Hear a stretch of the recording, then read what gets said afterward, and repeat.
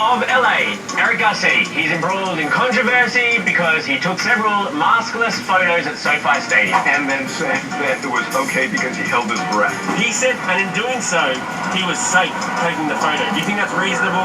Well, I didn't see him say that, and I trust that that's what he said and believes, and that's the case. Was she holding her breath? Well, yeah, she was by Charlie. I put Keisha to the test. She thinks it's okay to hold your breath. Take some maskless photos. I say, let's take a maskless selfie, Keisha. Let's take a maskless selfie. I take my mask off, she keeps her mask on. Hey.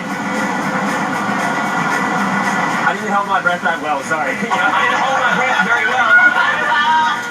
But she's very sweet lady about it. I just think she's fantastic. Thank you so much, man.